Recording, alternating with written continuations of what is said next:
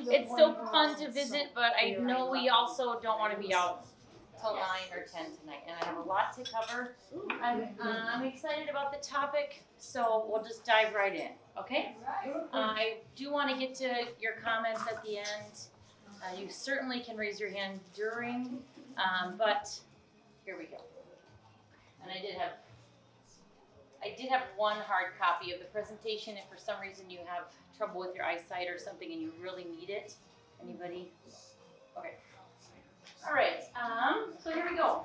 And I do read most of the presentation from my notes only because it's really important to me that I don't leave anything out. So if you find me distracted, well, that's too bad.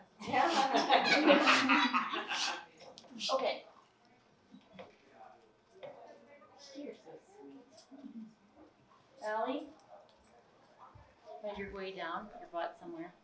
There's a spot by Gina. Spot over here.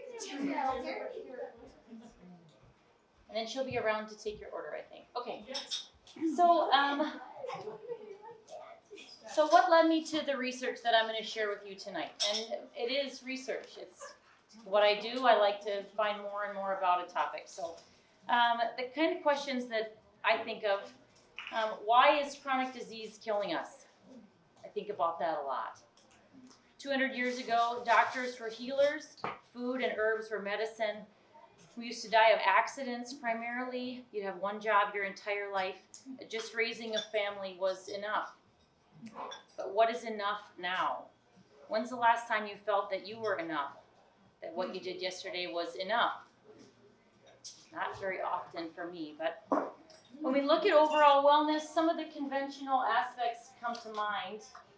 We've talked about some of these. Oh, I have some definitions.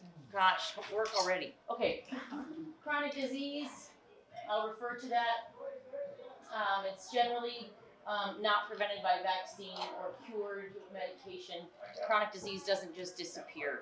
So that's Crohn's, asthma, Addison's, heart disease is in there, COPD, cancer, high blood pressure, rheumatoid arthritis, diabetes. Just so when I refer to chronic disease, it's any and all of those. The authentic self, I refer to that a lot tonight. Your authentic self, and it can be expressed in a number of different ways, but it is what is at your core. It is what you feel deeply and primally. It is what you feel you need to express at your deepest level. That's what I'll refer to as your authentic self. So then living in an authentic way would be aligning your words and your actions to that core set of beliefs and kind of primal needs and wants. So that's kind of a basic, just so we refer to those quite a bit. So when we talk about wellness, these are some of the topics that we've talked about before. And fitness, nutrition, mindset, connection, relationships, spirituality can fall under that, sense of purpose, self-care, and we won't get to all the ones on the top tonight. I thought about this, and I would rather relate our wellness to stress tonight because I think that's more helpful at this point. So I think I talked to Barb, and I might give a different talk on some of the top level, but we will get to self-care briefly at the end, okay? Well, I have a funny little thing to say there. Okay, whatever. So, contrary to what social media tells you about all of those things you just read about, so what if we looked at overall wellness as stemming from a strong mind-body connection? What if I told you that the root of your chronic stress is not living an authentic life? And what if you believed me? And what if it changed your life? Those kinds of thoughts changed my life years ago, and I do believe strongly that you can change. But how many times have we said to people, there are a lot of things we have to do in life that we don't want to do? A favorite of an old boss of mine was that about 20 years ago I was complaining at work, and he said, well, that's why we call this a job and not an fun. And I thought that was pretty funny then. We think these phrases are funny. They're quick ways to explain away hard work, achieving. But what if I were to tell you that applying these fixes over a lifetime could be causing our society to be unwell, and that you must start living with authenticity? A lot of you have heard my other talk But what if it all started with that in the beginning of what you do? I'm going to move on tonight and talk about the effects of unresolved stress and how our childhood coping mechanisms impact our overall health and longevity. We've talked about childhood neglect and emotional trauma in my previous talks. There is a lot of research on these topics. They're widely discussed, but I've been doing some separate research on something I feel that you'll get some more out of. And it is how our coping mechanisms are developed in childhood and cultivated in adolescence and young adulthood, and how they're impacting our lives, and more importantly, how they're affecting our health and well-being as adults. So, we'll get on with it. I need you to believe two things tonight, and if you don't believe them otherwise, it doesn't really matter, but it does matter with the things I talk about tonight. And one is that we're all animals, or mammals, we have primal needs. And the second one is that all of your body's systems are interconnected. Okay, I just need you to believe those things for tonight. Maybe you already believe them, wonderful. But according to Matej, he's a man that I base a lot of some of the research I did on. He's another whole evening, but he's wonderful, and some of his quotes are really, really applicable tonight. But the brain and body systems that process emotions are intimately connected with the hormonal apparatus, the nervous system, and in particular, our immune system. But acknowledging the top two beliefs sets a basis for the theory that we cannot separate the mind from the primal body. Western medicine almost always treats them separately. Almost always. This separation has now been demonstrated by modern science to be not only artificial, but it's just false to believe that you can fix one system at a time. I just believe that so deeply in my core. I think that over the course of tonight, maybe you'll believe it too. Childhood survival adaptations that disassociate the mind from the body and unrelenting stress caused by not living authentically is a recipe for chronic disease and has led us, I think, to a society of unwell humans. So let's get to it. It starts that it is true that it all starts in the beginning. And we've talked about some of this stuff before, and I talk about it with people a lot. 60% of us experience childhood trauma or neglect. That is 60 human beings out of 100 suffer neglect or trauma, okay? Those are things that we've talked about, and that is widely researched. Look it up. It's there for you to read about. But at the very minimum, I would argue on Matej's finding that at the minimum, all of us have been conditioned to repress our authenticity or primal self as a sacrifice to staying connected to our primary caregivers. And that's something we really have to unpack, okay? So no one had a perfect childhood. So if this is the continuum, okay, that if over here on the left, you just had a repression of yourself, okay, that may be just the basic of how you were kind of grown as a human. The middle would be the emotional trauma or neglect. And then that far side is child abuse. There's sexual abuse, all those things. So if this is a continuum, imagine that the yellow part over here, a lot of us are not aware of. Okay, we live without knowing those things. So wherever we are on that continuum, we need to go back to the environment, which we were brought up, and we will not get to processing childhood trauma tonight.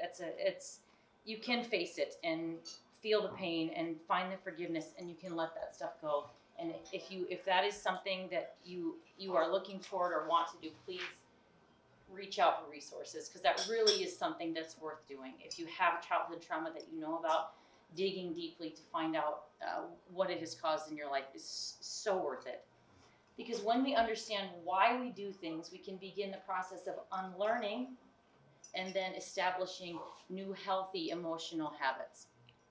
Super important in living an authentic life. Psychotherapy and meditation worked for me, but there are lots of other techniques. EMDR, there's stuff that they research a lot of it for PTSD. So there's many techniques that are out there, trauma specialists, so there's that. But let's dive into how we got here as adults, okay? Remembering belief number one that we talked about, with that in mind, infants have two needs when they are born. They need to be connected and they need to be authentic. That's it. When a baby is born, an infant is born, they have two needs, that's all. And that is to survive. You have to connect with the mother for nourishment so you can survive. And then the second need is that you're authentic, right? By Webster's definition, it's true to one's own personality, spirit, or character. The interesting part is that, and we learn this through science and all kinds of research, is that the need to connect will always supersede the need to be authentic. So an infant's need to connect with the caregiver will always come first. They'll put their authenticity aside. In a perfect environment, both are achieved. The baby wolf snuggles up to its mother for milk. She's safe in her den. She commits to raising her young wolves. The pack will fend off the predators, maintain its territory. Then the mother does her job, and that's it. That's a perfect environment. The proof that a need to connect will always come first is in nature. You see different species raising abandoned young. Okay, the images are adorable. I'm sure that you've seen them come through. One of my favorites is a cat and a baby squirrel. Okay, the orphan squirrel's instinct is to survive, so he doesn't reject the connection to the cat. He doesn't say, I'm a squirrel, I can't take your milk. The instinct is to survive. So he sacrifices his authenticity. If you're still with me, think about that deeply. He will sacrifice the fact that he's a squirrel to survive to be a cat. Okay? So that's a big deal. If we realize and we understand that we're animals. If a child does not feel connected to the mother by just being a human, by just being, then it will adapt to connect. That's what happens. That part to me is chilling, and you should think about that, because that is what we did as infants. Because the thought of just being accepted because you were just born, that's really, truly nature's miracle. That's how species survive. It's a miracle that we have, but as the statistics show, we're not surviving a lot of disease. So that's our instinct. We will follow it as infants no matter what. Children are taking in everything all the time with their senses. You name it. It's how animals survive. They connect. They model parents' behavior. It just happens like that in the wild. This is how they learn to hunt, learn to fend off predators. Humans also learn how to be in their environment from their parents for survival. Just a need we have. As we relate this back to children growing up in human families, we can very quickly start connecting the dots to how this doesn't go perfectly. We all can connect those dots. If you can't read this, it's worth looking up, and I have a bibliography at the end because I'm sort of a geek like that. A.H. Alma's says, the child is very open and can feel the pain and suffering going on in its immediate environment. The child is aware of its own body and can feel the tension, rigidity, and pain in the body of the mother or anyone that he is with. If the mother is suffering, the baby suffers too. The pain never gets discharged. The organism does not develop the confidence in which it can regulate itself, that things will happen the way that they should.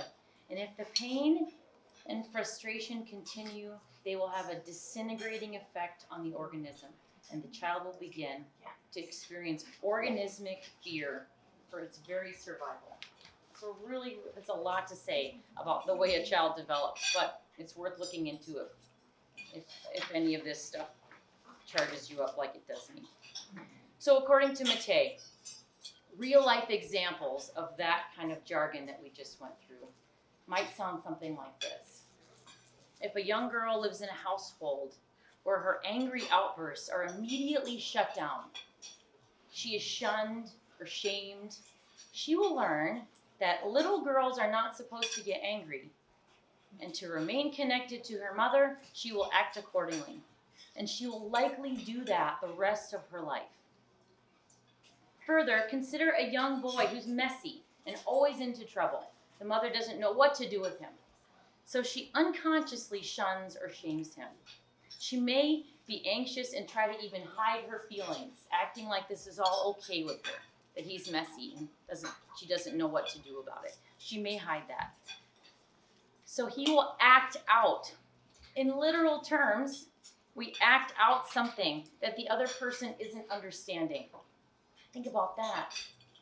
When we say the child is acting out, they literally are trying to communicate with you something you are not understanding. So I will act it out for you. So the boy acts out. He's trying to live authentically. Let me get that one. That one's really hard, especially for mothers of boys. That boy is only doing what nature is telling him to do. So finally, imagine a family with one young girl, one young boy, in a home where there is unrest, distress, or repressed anger.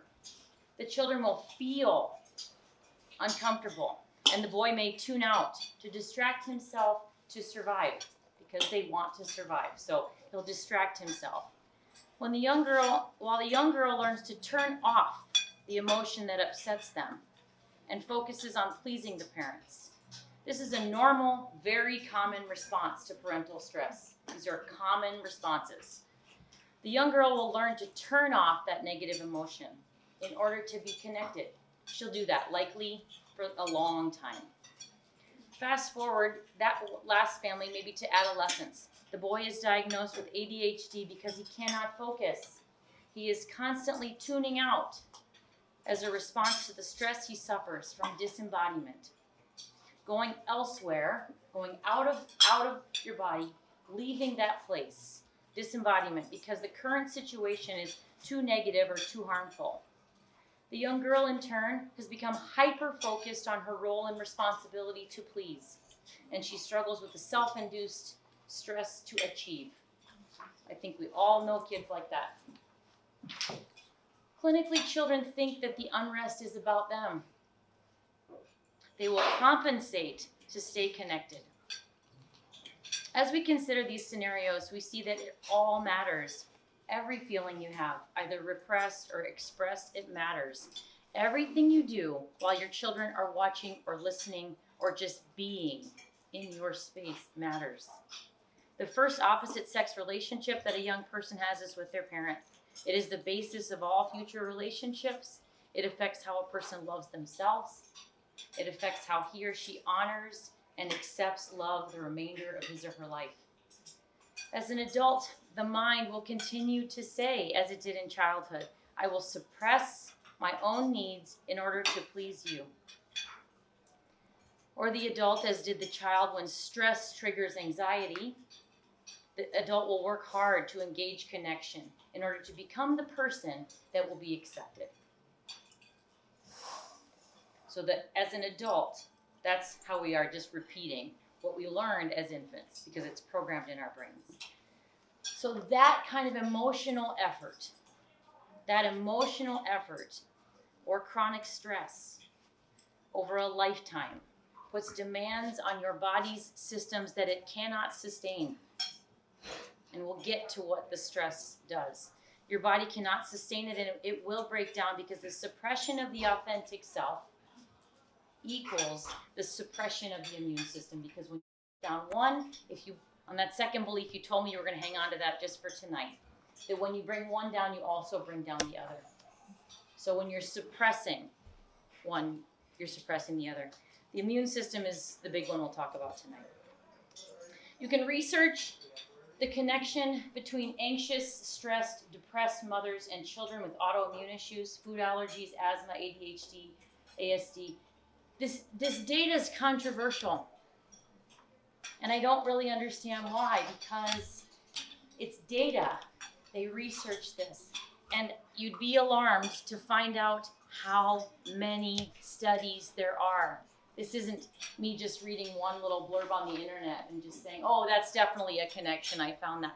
It's not the kind of person I am. If you know me, you know that about me. These studies are exhaustive. They're written about in all sorts of journals, psychology journals, children behavioral journals. The connection between anxious, stressed, depressed mothers and children with autoimmune diseases is very clear. It's not as if it's inferred.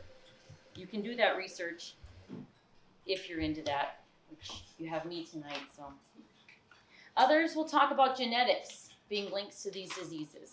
We hear that one a lot.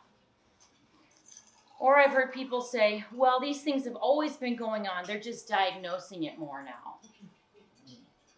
Well, there may be some of that, I can hear that, but why is there such an increase of childhood dis-ease? And thinking of the word like that is the way I like to look at the word disease. I want you to think of epigenetics. Epigenetics is the study of how genes can be turned on or off with certain environmental cues. It's a renowned study of genetics. It's a way of thinking. In 2011, stress is a major environmental cue, by the way. Stress is a major environmental cue that will turn on or off genes. In 2011, researcher Michael Cabor connects parental stress in the child's first few years of life to changes in insulin production and brain development in adolescence, leading to noticeable changes in his or her epigenome that are measurable more than a decade later.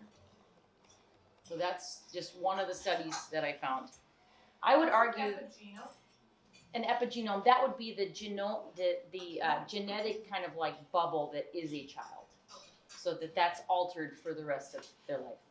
And evidence of that is seen 10 years later. So maybe stress turned on the gene for something, it stays that way. I would argue, in line with what the research and data show, that yes, the child's epigenome is changed due to chronic, unresolved maternal stress as a result of a childhood response to survival that she had. That's led to stressed children who are unknowingly repeating this cycle. If we acknowledge that the child has adapted his essence or authenticity to connect and has left it with holes, then the child will find ways to fill the holes throughout the rest of their life. Okay, so why all the talk about childhood trauma? We're all functioning adults. What does this look like, functioning adults? I'm fine. I'm married. I have 3 kids. I love my job. Well, that is what her Facebook or Instagram account might say or reflect. And maybe that's what she tells you right to your face. But maybe what we don't see, or what she doesn't post or talk about, is why we should talk about our childhood. What we don't see is that she's on antidepressants. She's 40 pounds overweight. She has to have her gallbladder removed next week. She can't find the time to work out or hang out with her friends. She often feels alone, disconnected. She's often passive aggressive and perceived as stuck up. She's never had a mammogram. She drinks a bottle of wine alone on bad nights. She's worried that her 9-year-old's anxiety hasn't gotten better. She worries about screen time and video games, but has a hard time saying no to her kids. She comes home to a sink full of dishes and loads of laundry after work, but doesn't say anything because she doesn't want the conflict. She wonders if this is what life is all about. If we are unable to connect with our caregivers in childhood, we will sacrifice our authenticity in adulthood.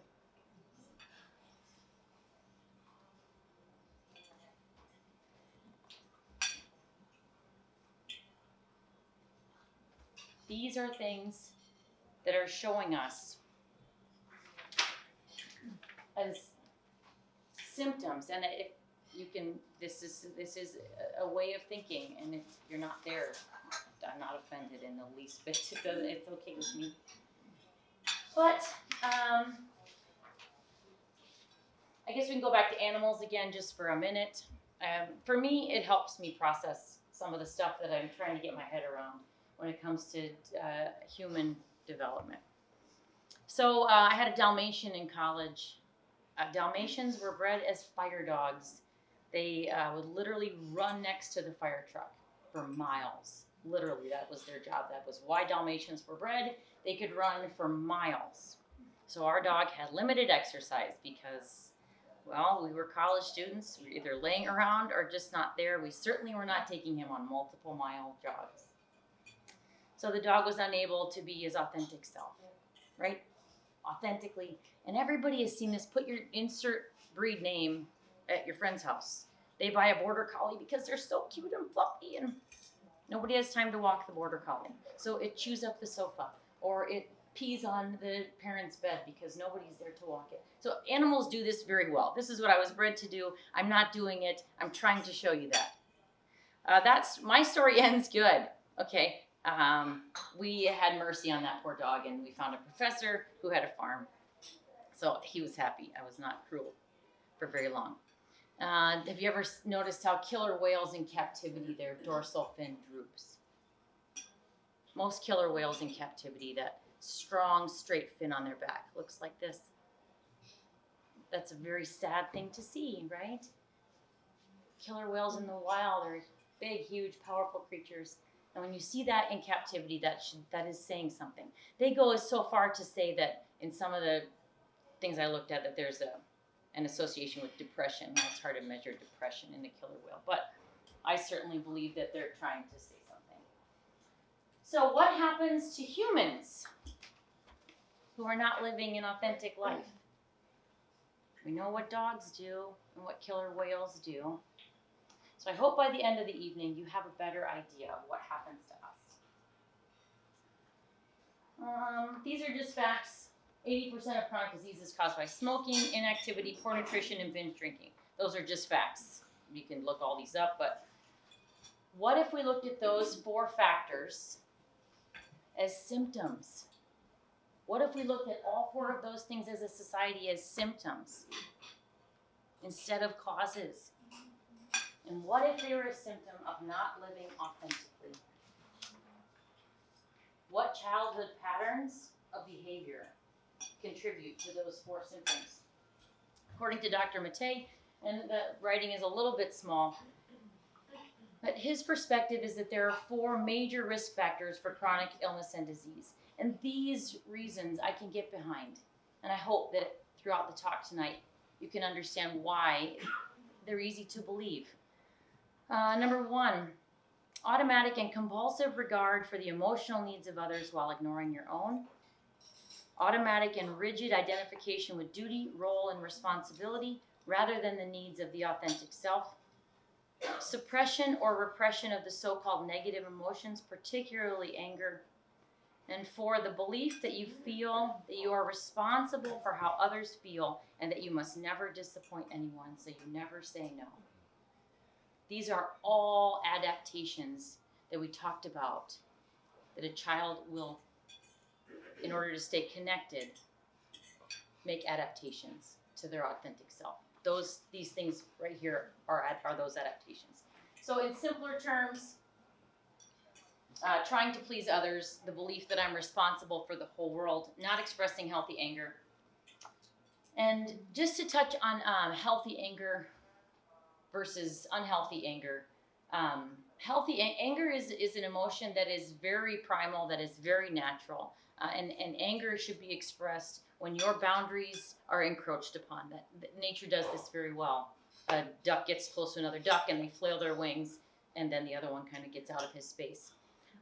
That's healthy anger. It's there, it explodes, they let it out, the person listens, here's my boundary. But humans often are unable to take an instance one at a time. So instead of just getting mad at the one thing, because it encroaches on your boundary, we think about all the things that happened yesterday, or every time that person has wronged us. We think about things from our childhood that are affecting our mood that day, so we don't deal with anger in this healthy way. If you do, great, and you're dealing with things one at a time, that's awesome. But the suppression of emotion and inauthentic action leads to the suppression of the immune system. So that part is what I want to get at. The suppression of emotion and inauthentic action. So pressing down who you are meant to be, who you are authentically as a human. Suppressing that and the emotion associated with that, and suppressing it all. Doing that also suppresses the immune system. Okay, but how? Since the systems are connected, we suppress one, we suppress all the others. Okay, so keeping all that in mind. But I want to get to how, because all of the websites talk about this, but they never make this connection. So take a leap of faith with me here. Stress. So we're gonna kind of put that first topic to the side, and now we're gonna talk about stress.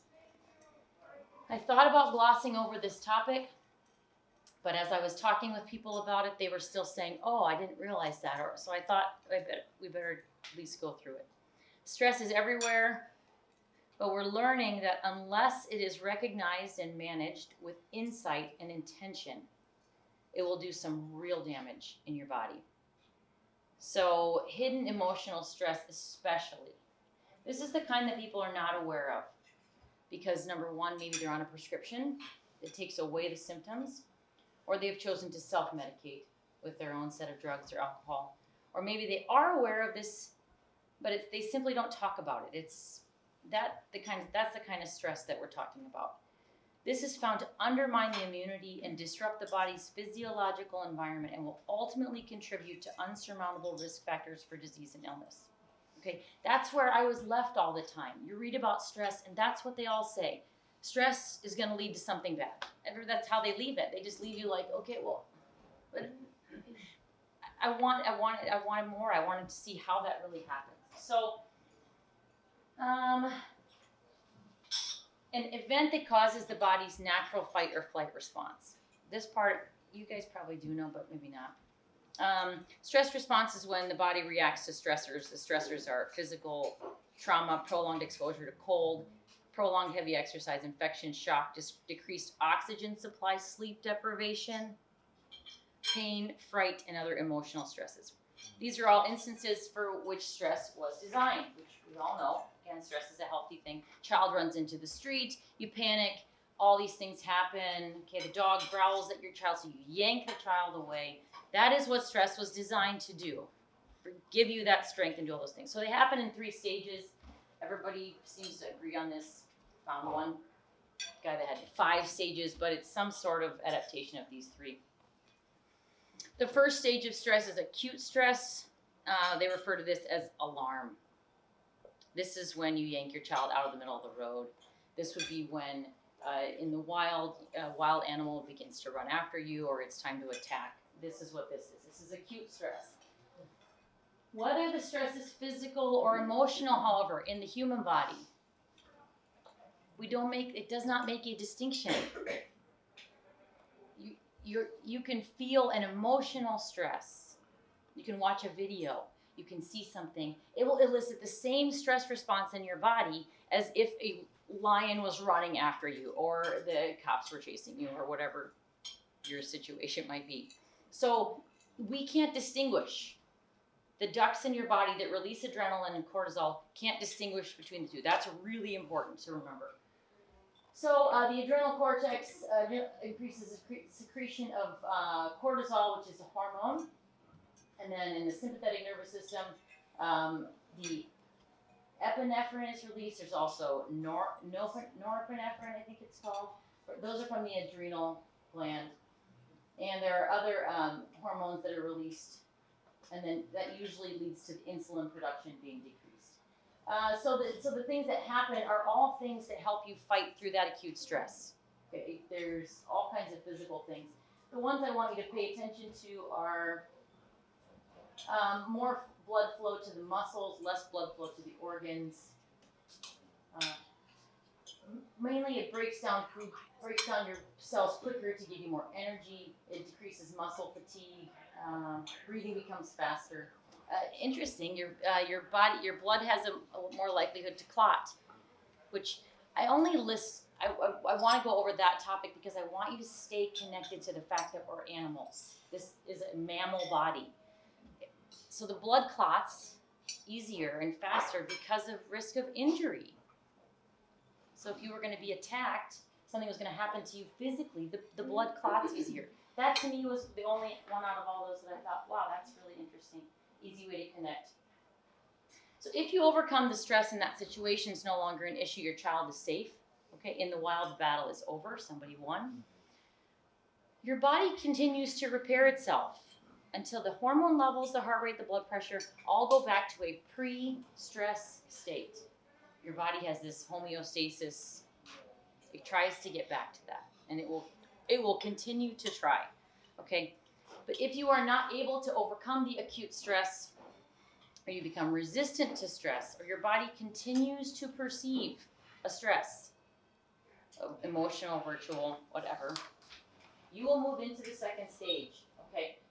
Resistance this is where I feel that not living an authentic life comes into play.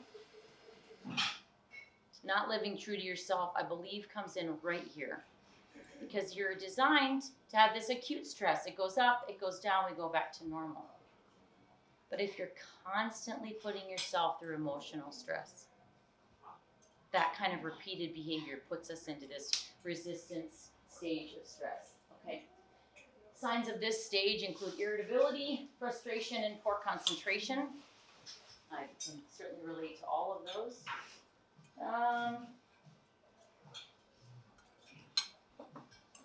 The third stage of stress, and unfortunately, I feel at this point, especially with COVID, that most of society is now in this phase. Whether you were before or whether you're going to be after we get through all this, I believe most of us, after this many months, are now here. So this is fatigue, burnout, anxiety, depression showing up, decreased stress tolerance. The physical effects, and this is where they leave you again, the physical effects of this stage also weaken your immune system and put you at risk for stress-related illness. And then they just leave it there. Like the Stress Institute just says, this is going to put you at risk, so try not to be too stressed. Here's a link to this website. If you read all this stuff, you can possibly not be stressed. That's all they say. And I was like, how can that be? How can that be it? You know, there's got to be a bigger, better connection. So, we just need a little bit of help from science. Okay, and if you're not a science person, sorry. This does get a little bit, not too bad, but okay. This is a big connection though. So how does the increased or excess cortisol from chronic stress lead to a weakened immune system? So remember, back from the acute stress, all those things keep happening if you don't stop the stressor. So your body continues to seep out cortisol and adrenaline. It just leaks out all the time. So here's where we have to know a little bit about science, and I will keep this part brief. But cortisol is a hormone. Okay? Hormones have half-lives. Hormones are secreted, and they are put out into your system to do their job. Maybe many of you know this. I'm learning all this. So you don't burn them or metabolize them. Once the cortisol is secreted, it will go about its business in your body until it dies. That's just how hormones work. Cortisol's half-life is up to 2 hours, from what I could gather. If you inject cortisone, which is cortisol, you inject that into your joint, you know, for its anti-inflammatory properties, which we'll get to. That's more, it can get up to 4 hours, I think. But anyhow, there's a life to hormones. Okay, cortisol has several jobs. These jobs include maturing baby fat cells. So they take little baby cells and they quickly make them into adult fat cells. I'm not a biologist or a doctor, so I don't know what that process really looks like. But anyhow, they take baby cells and they mature them faster. They also, this is really important for remembering that we're primal creatures. Cortisol takes fat out of storage, which you have storage pockets all over, and moves it to your abdomen. This is the question I always get. Excess cortisol causes belly fat. Excess cortisol causes belly fat. It's right here, Holly. How do I get rid of it? And this thing right here. And I say, come to my talk. Because cortisol takes fat from around your body and pushes it next to our vital organs in our belly. Why would it do that? Why would our body do that? And this one I sat with for a while. If you get it right away, you're like, oh my, you're way smarter than me. I didn't get it right away, and I kept digging and digging and digging. So when you're going to go into a battle or when you're going to attack your predator, Your body goes into defense mechanism and it's always going to protect its vital organs first. That is your body's instinct, is to protect your vital organs. So your cortisol is designed to go and get the fat stored, stuff it close to your organs, get those baby cells to quickly grow into adult fat cells, and then we'll pad this part of us that's required for survival. That to me was like, wow, we really are animals, because that's happening to a lot of people I know right now. Okay, so T cells, and then the other part, cortisol also shuts down T cells. That is super, super important, that those stress people just leave out of their stress definitions. They sometimes throw it in there about how it's going to weaken our immune system, how it's bad for us, but they don't talk about this part right here. So cortisol shuts down T cells. It has anti-inflammatory properties. And again, if you sit here thinking, oh, this is a bunch of hogwash, I don't know if I believe what Holly is saying. And that's completely okay. Fine by me. But everyone in here knows somebody who's gotten a cortisone shot for an injury. In fact, it's usually what doctors prescribe first. Let me just shoot you full of this steroid, and then your joint will get better, it will have time to heal or whatever. Cortisol has anti-inflammatory properties. And cortisone is just what they call it when it's in a syringe and they put it in from the outside. It has anti-inflammatory properties. So this one I just had to explain to my 9th grader because he said, Mom, what's your talk about? I had to give him like the 6-minute version on the way to football practice, but he kind of got it. But this part I had to go over with him in a little more detail. T cells are the building block for your immune system. Your T cells are what establishes, so it's like the bedrock. Your T cells are the beginning block of every source, everything that your body does to fight infection. It starts with your T cells.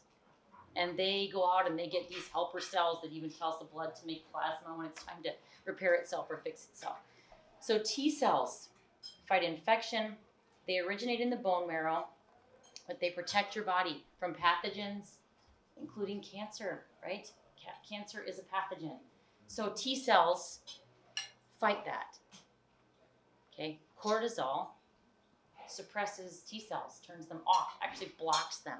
Cortisol's job is to block the T cell because it has anti-inflammatory properties, right?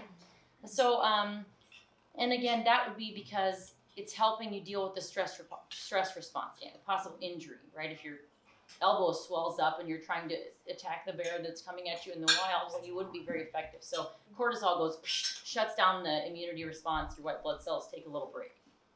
Okay. So, if you think, let's see here. Okay, so that's the part about the animal piece. So the cortisol is sent out and it's doing its job. It cannot be burned. Once it goes into your body, there's nothing that kills it or gets rid of it any faster. It always does these jobs.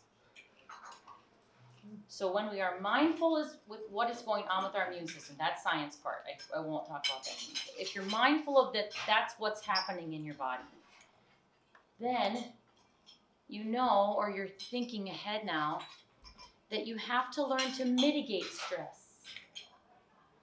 Right? Because once the body releases the cortisol, you can't get it back. You can't burn it. You can't tell the cortisol not to do that. Okay? So once the stressor occurs and you're unable to mitigate the stress, it already starts the process. Cortisol goes out and does that. And those are not good things to be happening in your body all the time. You need those T cells really bad, really badly. And by not having our T cells, I believe that's what's contributing hugely to our sense of disease. So when let's see, mitigate the stress before it comes to the body, because the body's reaction to the stresses then are real. Like the effects of excess cortisol are real. The autoimmune disease is real. That's really happening. They know what it does, what the autoimmune disease does. They have clear documentation of what is happening in the body when you have Addison's, what's happening in your body when you have Crohn's. They know all that. So they're real. ADHD is a real thing. I get that. The rashes on your skin are real. It's itchy. That's a real thing, okay? but what is behind the physical symptoms? And that's what I feel is the unaddressed issue in society. So, what is the connection between pushing aside our authenticity as a child and stress manifesting itself as disease in adulthood? Not living an authentic life is stressful.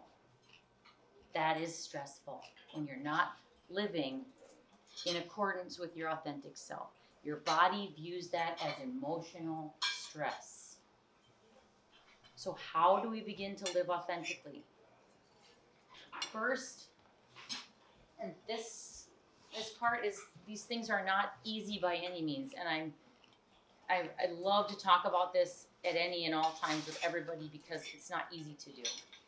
But to begin to live authentically, you first have to reconnect the mind to the body. You first have to begin to listen to the body's responses to the decisions that you're making. So you have to begin to listen to that, okay? Meditation in this stage is incredibly helpful. That's what you do during meditation. You're often, I do a lot of meditations that's led. I just listen to them.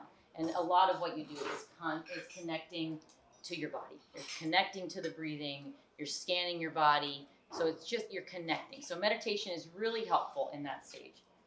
As you begin to reconnect, you must listen to the body. If you are about to go into a room and you get a bad feeling in your stomach, if your skin crawls when you are around someone, don't be around them. Your body is designed to avoid threats. We just went over that. We are animals. We are designed to do this. That includes emotional threats. Remember we talked about this? Your body doesn't know the difference.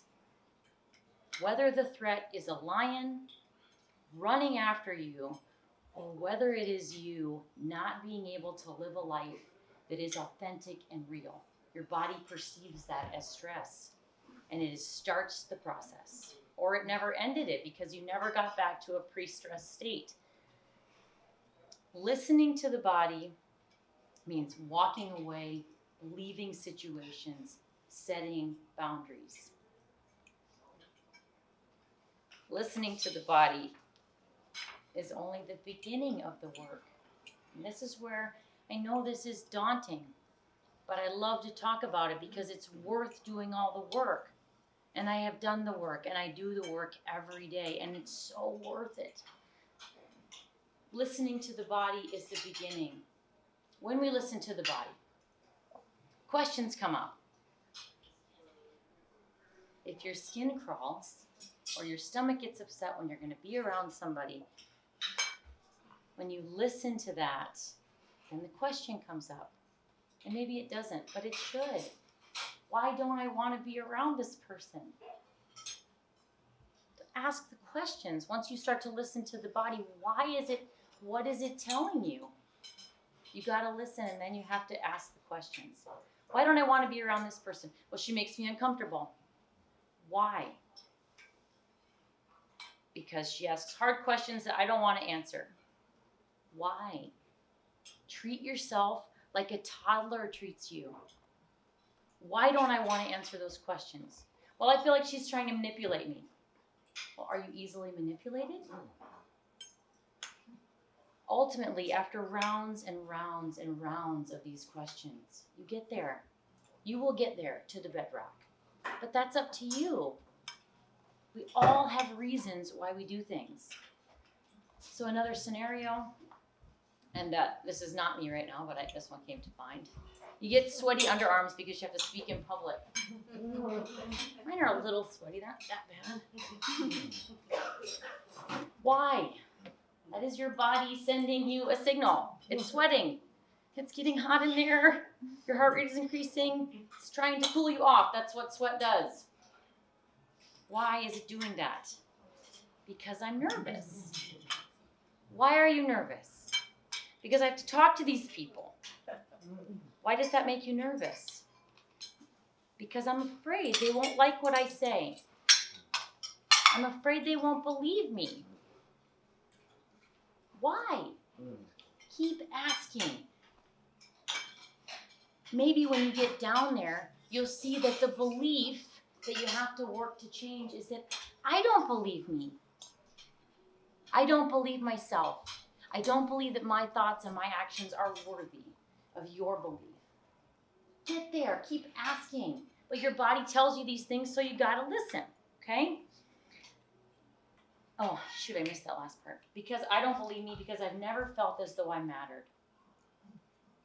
That's where you gotta go. If you want all this, which that's up to you. Ultimately, we hide our true selves. Okay? And when the true self meets outward words or actions, okay, and this one's important. This is the one my ninth grader got right away. If you decide, if this is who you are, easy to talk to kids about this, like they know who they are, hopefully. Okay, so if this is who you are, when who you are meets what you do and what you say, okay, how you act, how you are with people, when those two things meet and they don't match, when who you are and what you stand for and who you are deep down don't match what you're doing, that causes stress. Every time that will cause stress. If who you are, if your true self does not match what you say or what you do or how you are in this world, that will cause stress. Taking responsibility for your negative emotions instead of letting them interfere with our good judgment. Maybe you're there. Maybe you feel emotionally competent. You live in the present. You don't take things personally. Your emotional responses are relevant to the present moment every time. And I just think we all miss the mark there pretty bad. If you could just feel the emotion right then, and you could have that healthy anger. Maybe your boundaries are imposed upon, and you need to quickly remind someone that they imposed upon your boundaries. I love you, Mom, but that's none of your business. Thanks for coming tonight, but you're no longer welcome. Okay, like, that's really, really super hard. Those are things that are like realistic to do that. But wouldn't that be amazing? You listened to your body and you spoke your truth. So if we know what it feels like to be unsettled, right? When something isn't going right, we know what it feels to be unsettled. Then I hope you have had moments in your life where it all feels really good. Because that's your body telling you something too, so don't forget about the good. We did focus a lot on the bad tonight, but. Okay, if you answered all of the above, you guys are free to leave. I'll call you if I get stuck. Or. What about the stress consequences that come from being your authentic self? We'll get to that. You're funny, so. Okay, or if you answered yes to the whole previous page, awesome. But if you haven't and you default throughout the way, some days you're good, but sometimes we default to the old way, the younger self, maybe the pre-programmed responses. Do you pass judgment? Are you quick to anger? Do you use food or alcohol to cope? Are you looking for the easy way out? Do you see yourself as unworthy or unlovable? Do you see your opinions as invalid? Do you discontinue when situations become intimate? And the answers to those questions are the ones we go deeper on, and you can find the foundation to your authentic self. So the question for the night then, if we put all this together, is do your actions and the way that you are in this world match the underlying emotion? Does your outward emotion match how your body feels? So that conflict is where the stress happens. We talked about that. When you're unable to connect, if you say no, but you want to say yes, and you feel a longing, to feel longing, or to feel desire, those are really primal. You know what that feels like. You cry, maybe. You don't want to leave. If you leave, but you want to stay, If you love someone and you never speak up, you feel empty. That's your body talking to you. You get it? If you stay in a job that you hate, if you're in a marriage that's not healthy but you don't know how to fix it, be sure that the way you're coping or handling people and situations is in line with who you are. It's in line with your why. And your why is your authentic self talking. Your why is not your children. Your why is not your job. Your why is not your role or your responsibility on this planet. We get that wrong. A lot of people, we all get that wrong sometimes. But your why is not, that your authentic self is not anything that you do. Go deeper. Who are you? What makes you feel good and happy? Reflection's important. If you learn why you do things, then you can help change the behaviors. But your mindset must be opening, must be like open. I mean, there's a closed mindset, open mindset, growth mindset. We've talked about all those things, seminars and whatnot. But your mind has to be open to discovering your true self. And if it's not, that's okay. You don't have to be on that journey, okay? And I can share everything with you that I know about the rest of wellness. And I intend to. I talked to Barb, and if we get together another night, love to talk to you about detox supplements, the right vitamins to take, the best form of exercise for your body type, the most nutrient-dense foods. I love all of that too. So I can do that on a different night. But see, if we eat all the right things, we exercise our hearts and our muscles, have a clean colon, but neglect our emotional needs by not living authentically, then having that great job, finding that great mate, will never bring us joy or a sense of true happiness. Our bodies will continue to live in fight or flight, seeping cortisol into our bodies. And that is the killer. That seeping cortisol doing its job. That is the root of chronic disease, because it's suppressing everything our body knows on how to protect itself. What causes chronic stress is not living an authentic life. You were once a child, and the strategies you used to connect with your caregiver in order to survive are no longer serving you or your long-term health. Be brave enough to break the cycle.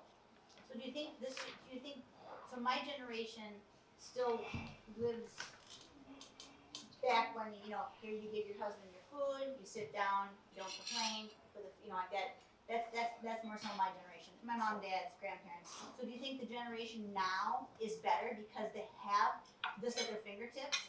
Or do you think that it's just so hard to compensate that they just can't figure out? I mean, there's just so much of it. So they do know that breaking cycles of codependency or addiction or some of the behavior cycles, breaking those cycles can take 3 generations. Even if you stop, it still takes 2 more generations. And they prove that in genetic testing. They've proven that in a bunch of places. It takes 3 generations once you stop. So once you decide to make the change, that's still a lot of work. You got to work on fixing things that you did wrong. You got to work on it. Even if you choose that, it's still going to take 2 more generations for the ship to right itself, so to speak. That's if everybody does it. That's why I like to talk about these kinds of things, because I believe that we will be in a state of unwell and chronic disease, or it will just keep getting worse. And the fact that we are in the middle of a pandemic is frightening and scary, and all of those things, all of it. And however you feel about that is 100% valid. But it's not just the pandemic. And I think that the pandemic is just another illness on this as a symptom of us not living authentically. So then a tiny bit on self-care. I told you I'd go over a little bit of these things. So if we know that not living true to ourselves, or living true to ourselves doesn't match our actions, that causes stress.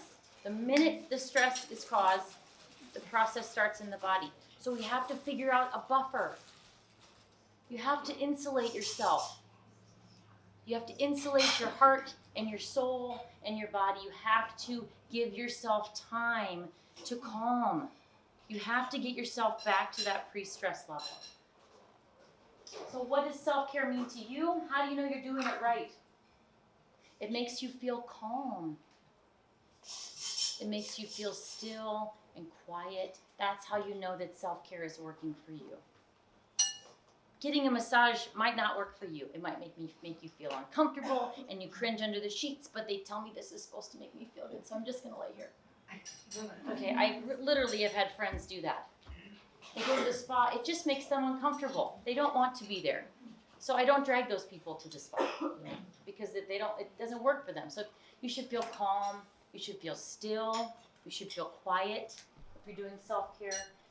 We know that self-care mitigates chronic stress. It is the practices and methods in which you dissipate the stress. Calm your soul before the body reacts. Mitigate literally means to soften. So we have to find ways to soften the way that the world hits us. And this one, I was literally doing this talk when my son was getting fitted for a brand new helmet for football. And this new helmet he was trying on it's unbelievable. You can imagine he got a concussion, so we might have overreacted, but it is incredible. It's like, has these tectonic plates that shift on the top. It's insane. He put this test thing on, it goes to the computer and literally like maps his whole head, and it tells you to put this little thing here to fix this, and so that the pounds of pressure are equal. That's how much I care about my son's brain, right? We go to that kind of length to protect my son's brain. So don't you think we should go to a little more effort to protect ourselves? Just a little bit more. How do you soften the way the world comes at you?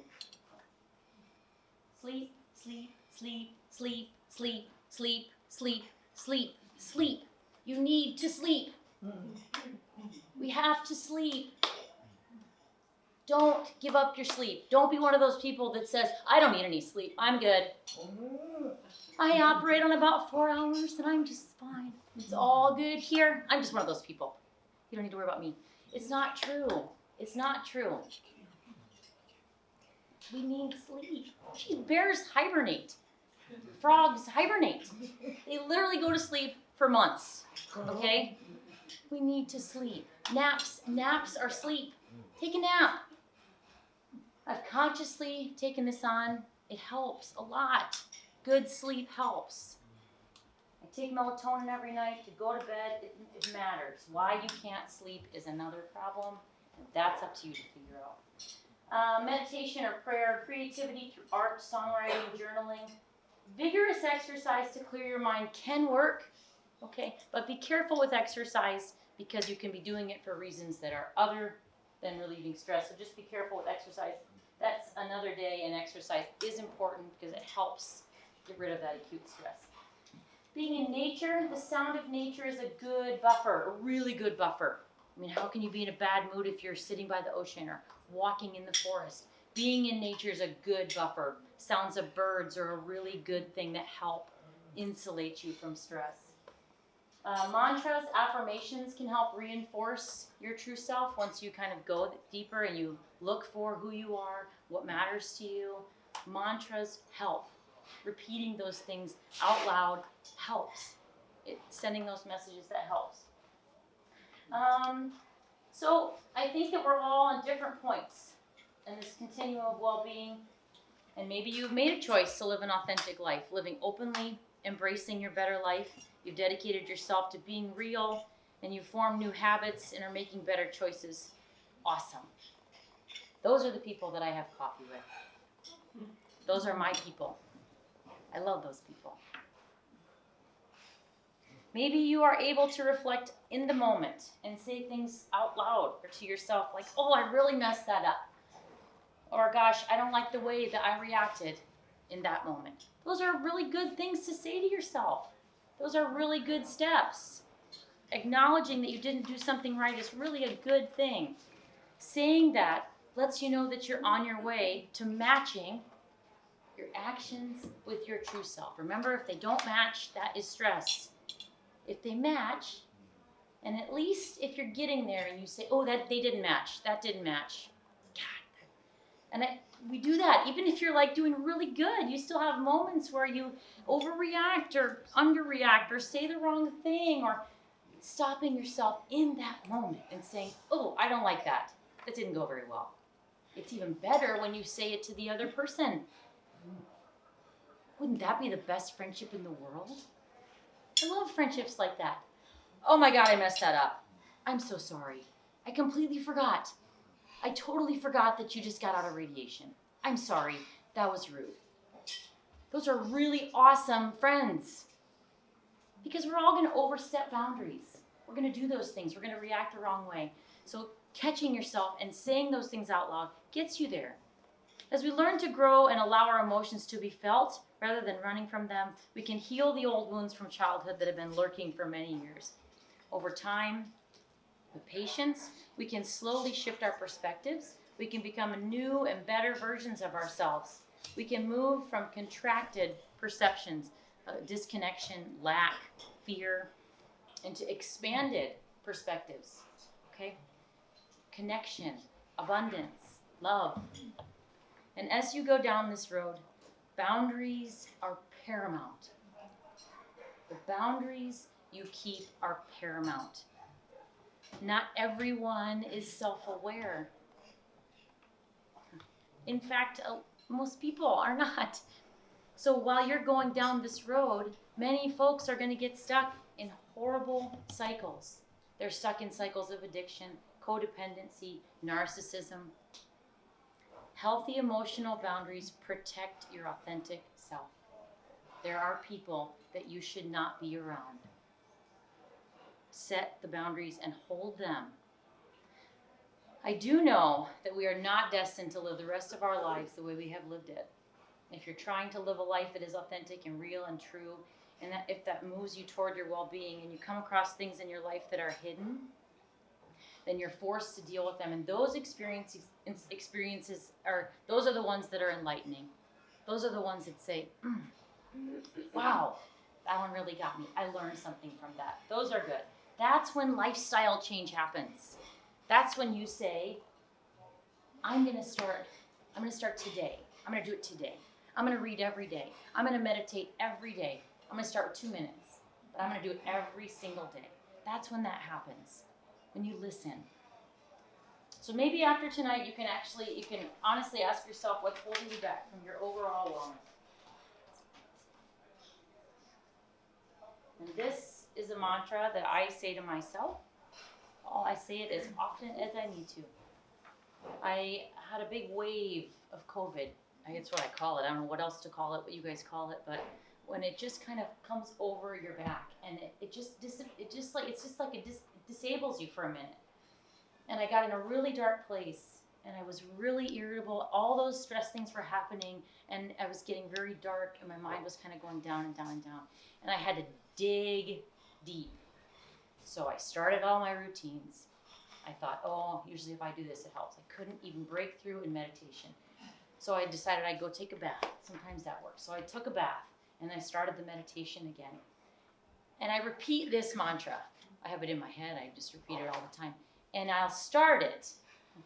And I repeat it until I can get to the end without getting distracted. That's a meditation technique.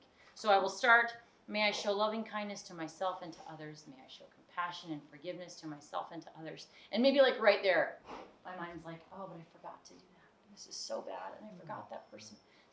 Can you believe that person just died at Devil's Lake? Okay, start again. May I show loving kindness to myself and to others. May I show compassion and forgiveness to myself. And so I'll go through the whole thing. Sometimes it takes me 30 minutes. But it's worth it. Because all these things are worth it. And don't put yourself to the side anymore. Remember that, if you remember nothing else, who you are, your authentic self. When that doesn't match up with your outward actions, what you say to people, what you do, how you are in this world, if those things don't match up, that causes stress. And stress shuts down your immune system. And that, I think, is what's really the killer. So I have all this stuff for you if you want. Here's all the articles I like. Can you go back one?